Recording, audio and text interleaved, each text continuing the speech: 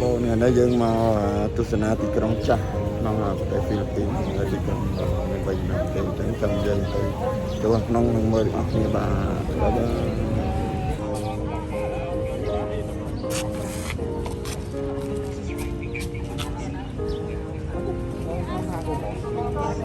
was means within the walls, and for centuries, it was the capital city of the Philippines. Right?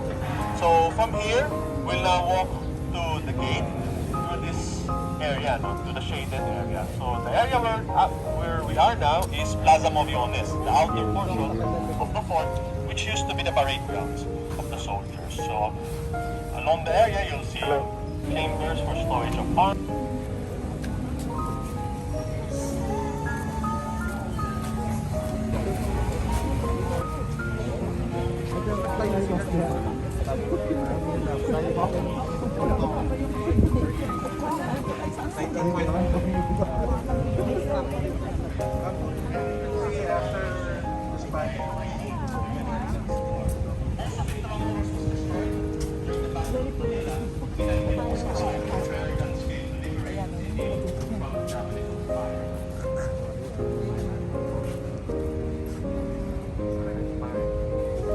Good morning, ladies and gentlemen. I will be one of This is the American barracks.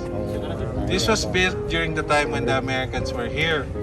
Now, the Americans occupied the Philippines after the Spaniards because for 300 years, from 1571 until 1898, we were under Spanish rule. Then, from there, the Spaniards lost to the Americans in the Spanish-American War, and the Philippines was acquired by the US in 1898. So this building was built in the early 1920s, and you could see that it's now a ruin because this was destroyed, this was damaged during the Second World War. This entire area was used by the Japanese. When the Japanese occupied the Philippines from 1942 until 1945, this area was used as a prison. The entire Fort Santiago. Also, you would notice here when we're walking along, follow me please, Spanish era cannons and ammunition. This is a cannon that was used by the Spaniards in the 1800s. These are ammunition for their bigger guns. Now this is what we call our free souvenir. You could bring this home if you can carry it. Okay, so let's go there.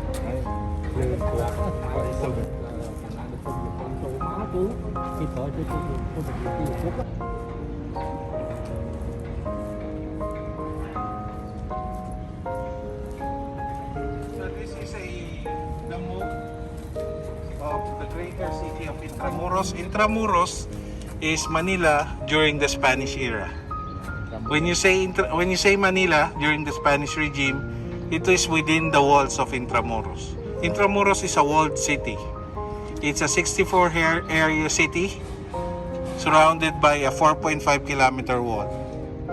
You will see it the way out later going to, if you've been to Luneta, to Rizal Park, probably you saw parts of the wall outside. And these walls were damaged during the Second World War. And you would see the effects of the Second World War on some of the walls. For example, earlier you saw the bullet holes on the American barracks. Also here you would also see some parts of it that still has bullet holes. So this is what's left of the moat. The mural on top, his name is St. James. Santiago is his Spanish name. Santiago is the patron saint of Spain. And since the Spaniards were the ones who built this fort, they named it after St. James. Now, later, once we'll be going inside Fort Santiago, we'll be visiting Jose Rizal's shrine. Jose Rizal's imprisonment was done here inside Fort Santiago. And later, we'll see a view of the dungeons. We'll just pass by the dungeons. Then from there, we'll go to the walls, and I'll show you the Pasig River. Then lastly, we'll go to the monument, the shrine of Dr. Jose Rizal. So please, yellow glue, follow me.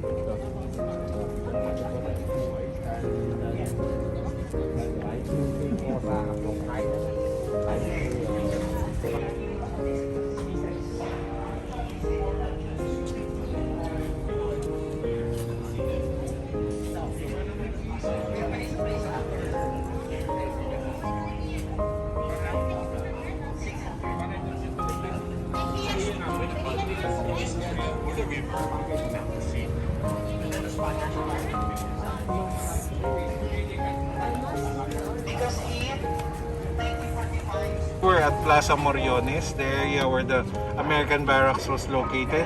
Fort Santiago is divided between these two plazas. This plaza is prominent because of the monument of Jose Rizal.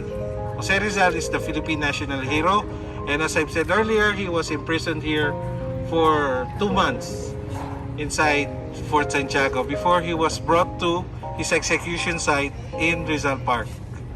So he stayed here for 2 months. We just took a photo in Rizal Park, the one our first stop. He went to his burial. He went to his tomb. He is buried inside this monument. This area was where he was imprisoned for 2 months. He was put in 2 different prison cells.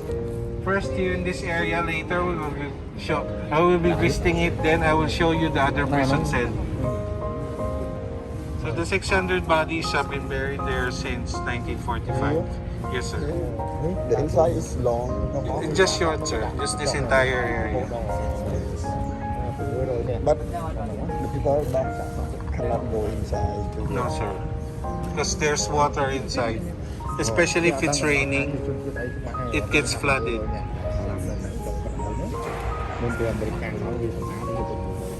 Alright, this way. Follow me, please. I'll show you the Pasig River and Jose Rizal's second prison cell. This way. There are still remnants of the footsteps in front of the Manila Cathedral. But now, they're all gone because of the renovation of the pavement. Now, Jose Rizal spent his last night here. In December 29, in the morning of December 29, he was transferred.